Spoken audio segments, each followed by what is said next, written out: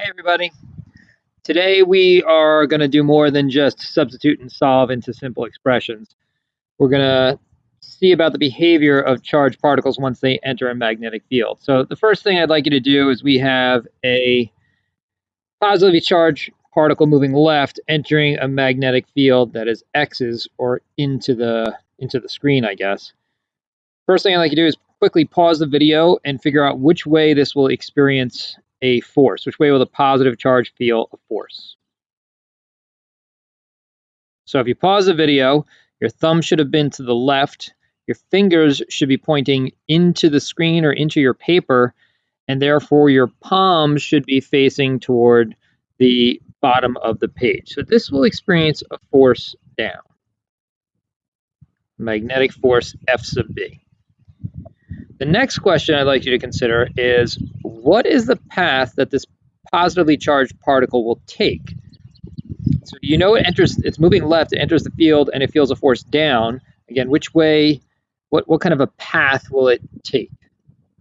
So pause the video, give it like 30 seconds of thought, and then come on back. And now you're back, or you just waited for me to keep going.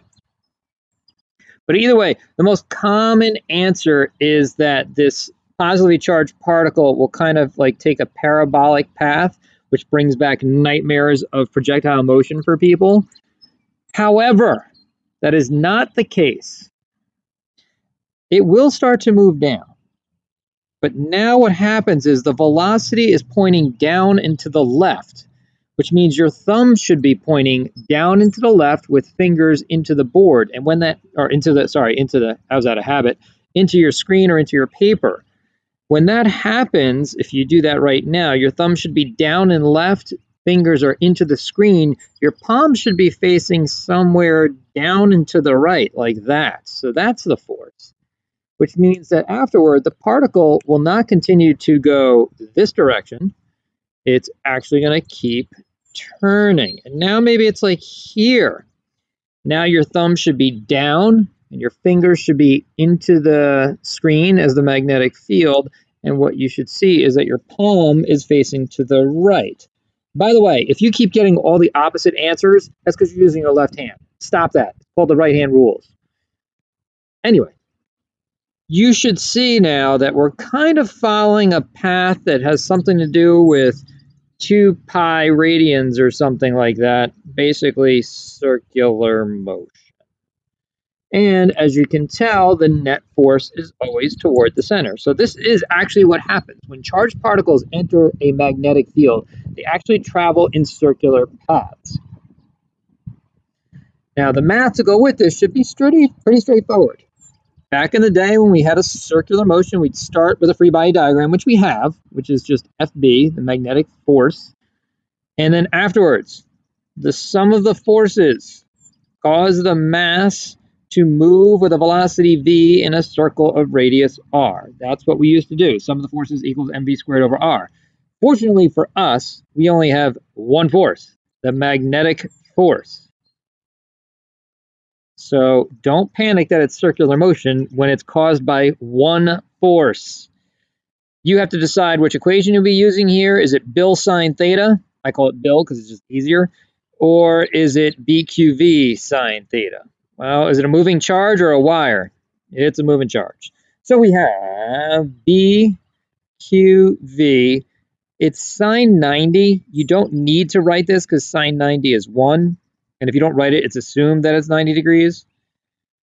One of the V's will divide out, and we're left with BQ equals MV over R. Now, I want to stress, this last thing here, this is not an equation. You don't get credit when you do that. As always, all year, you have to start with a free body diagram, write your opening statement that the sum of the forces equals mv squared over r, and do a little algebra. It takes 2 seconds. Don't be lazy. Also, I want to remind you that if we wanted to, where did the r go? We could bring back your friend, velocity equals 2 pi r over t. Then we can get the period of the period, how long it takes to go around in a circle. So that's one kind of problem that we can do with this. And then we have to venture into something else that has to do with forces and magnetic fields. Okay, we have a couple more examples here, but before we do anything, I do want to stress that the circular motion of the particles in a magnetic field is actually super important, because without it, we wouldn't even be alive. But I'm hoping later in this topic, some people will investigate as to why that might be. But for now, let's focus on these two scenarios. We have a magnetic field that points into the screen, and we have a current moving to the right. So take a second, pause video if you have to, and figure out what is the direction of force on this current carrying wire. Hopefully you figured out that your thumb is to the right, your fingers are into the screen, and your palm is facing up. So there's a magnetic force that points up. This is a wire, as opposed to the previous question, which was a charged particle. Yeah, the charged particle has mass, but not a lot. This is a wire. A wire has mass. So you can't ignore gravity. So there is the force of gravity in this scenario. But that's it. There's no other forces acting on this wire. So we have a free body diagram. At this point in the year, you should know that your next step is to write Newton's second law. The sum of the forces equals ma. We have the magnetic force pointing up. We have the gravitational force pointing down, and that will cause the mass to accelerate.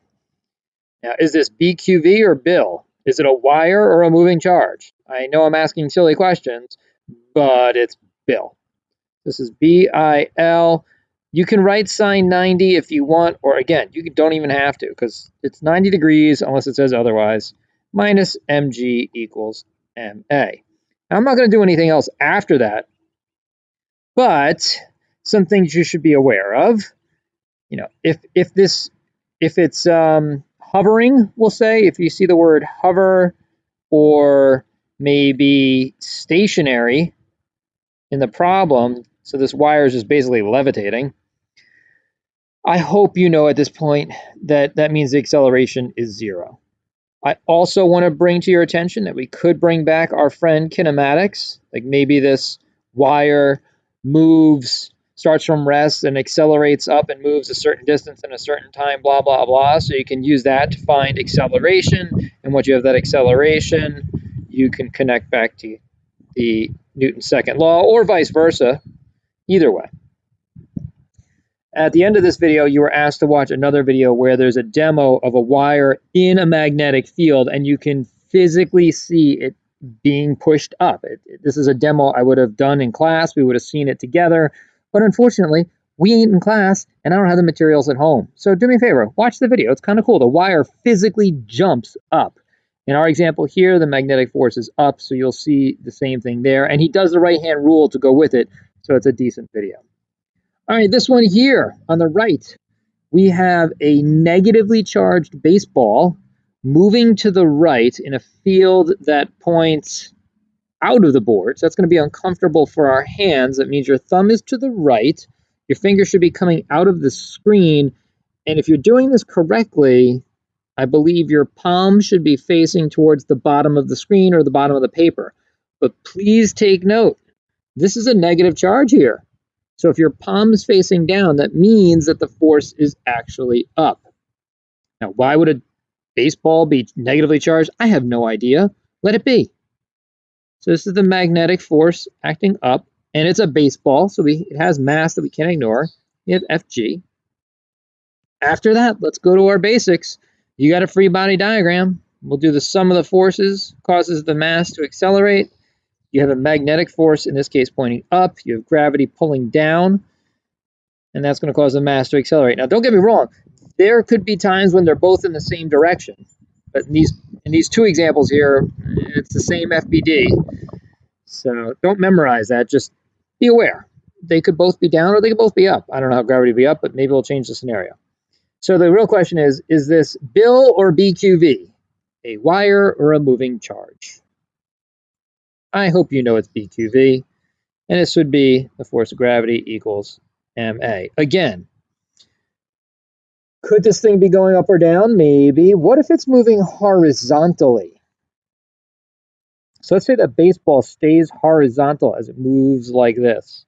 How much is it accelerating vertically? What would AY be? If you're not thinking to yourself 0, What's wrong with you? You should be thinking 0.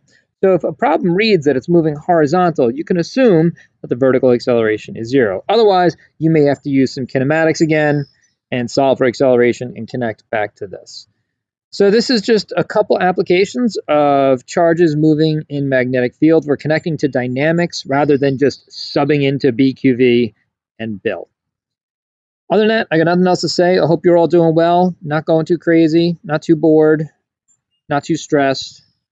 So take care.